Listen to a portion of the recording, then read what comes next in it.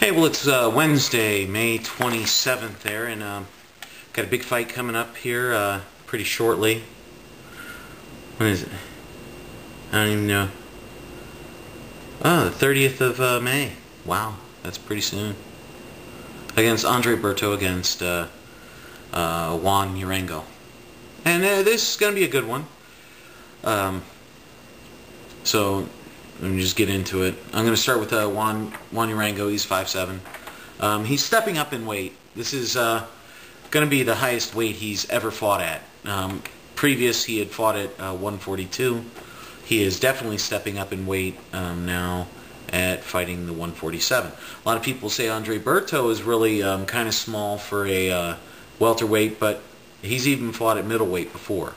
So maybe they're talking his frame, but dude is rock solid, man. I mean, he looks like a weightlifter that's a boxer. I don't know. Sometimes it's not good, but it's amazing how fast he still is. Aren't I supposed to be talking about Urango? Anyway, Juan Urango, he's 21-1, 70% knockout ratio, so he's a decent banger. But once again, he's fighting lighter guys.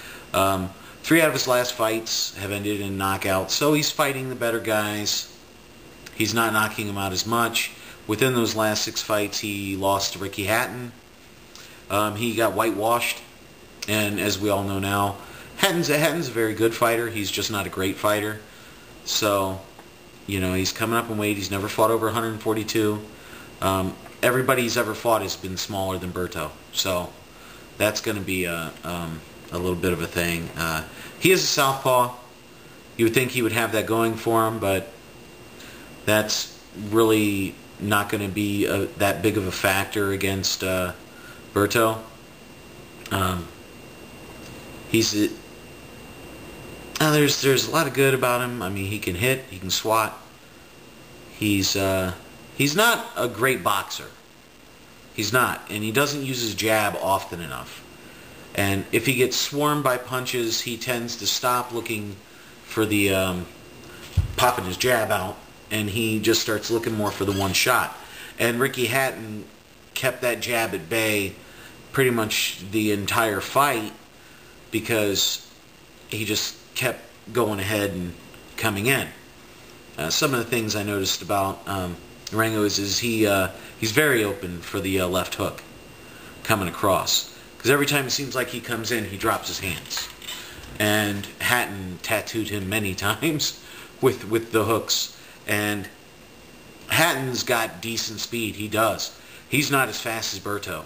And Berto could pretty much straight get your butt out of there. Because that speed kills, man. And we saw what happened when Pacquiao bashed him in the face. Anyway, he looks old for his age. I mean, for only having 23 fights, he looks kind of old. He's susceptible. He can get hit in the body. He couldn't back up Hatton, who's a smaller fighter. Hatton pretty much controlled him and moved him around wherever. He can be timed because every time he comes in, he always drops those hands. And plus, if you watch him when he's fighting, he does this. His hands are always going up and down like this. Well, you can time that all day long because he's always going like this. And hands are always up, down, up, down, up, down. He's not mixing it up. He's not moving his hands around. You know, he's not keeping the action going with his hands so you can't be timed. He's just up, down the whole time. He's not, coming around with the hands. He's up, down. Throw, boom, boom, boom, boom. He's very easy to be timed, and I think that's going to be very, very dangerous against a fighter of Berto's caliber. He beat Nochidu. I don't even know if that's the correct name for him, but that guy, he had lost 3 of his last 5 fights. He lost to Malinagi, he lost to Castillo, and he lost to Urango. He's just not really good with speed fighters. And Berto, who at 24-0 with 19 knockouts, 80% knockout ratio, coming off a great comeback win actually against Collazo. He got the UD, unanimous decision. He's 5'8". 5'8.5". Juan Urango, they're saying, is at 5'7". He's fought at 147 his entire career, except for a few beginning fights where he actually fought as high as 160. Or where was it? The UD with Collazo, who is a much taller fighter, much rangier fighter, who's also a southpaw, and I think Collazo's better than Juan Urango. Just my opinion, of course. Of course, he's also a welterweight. Collazo's only lost to, Sugar Shane Mosley, Ricky Hatton, who I didn't think he lost to, and Andre Berto. He beat unanimous decision over Steve Forbes, who seemed to, after the Contender and everything, career started coming back there. It's a good win. He can hit. But since he's really stepped up in competition, he's only had 3 knockouts in his last 6 fights. He's fought bigger opponents his entire career. He's had better wins against better opponents. He's got a good chin. He's got really fast hands. He's a good boxer. He goes to the body, to the head. That speed is freaky. It gets him into trouble, though, because when he gets hit, he gets a little bit wild, swings a little wild.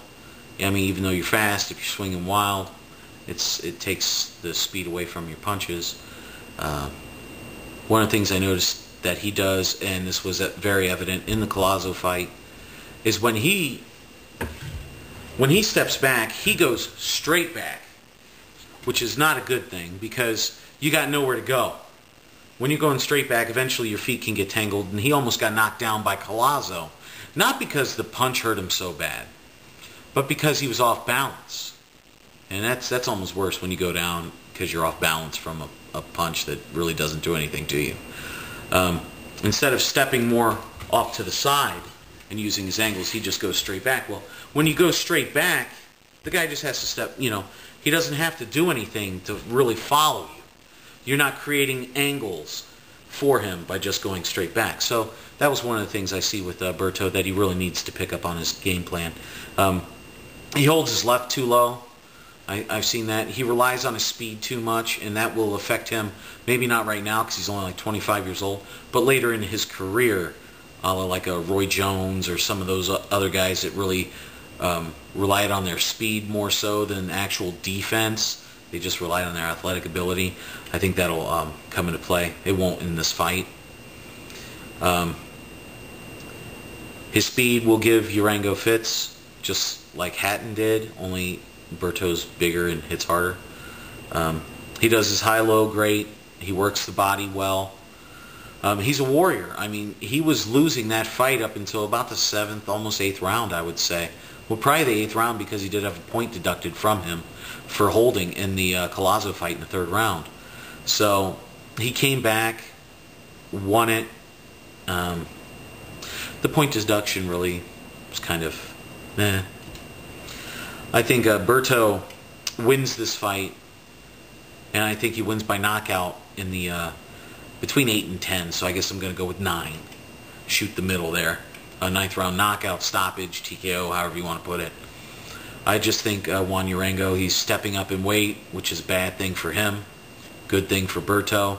It's going to be a good fight, but I think ultimately the body shots and everything, because Collazo was doing great till Berto really started ripping that body, and then you can always tell with Collazo if he's hurt because he drops his hands to his side, tries to just move. Anyway, so that's my take on the fight.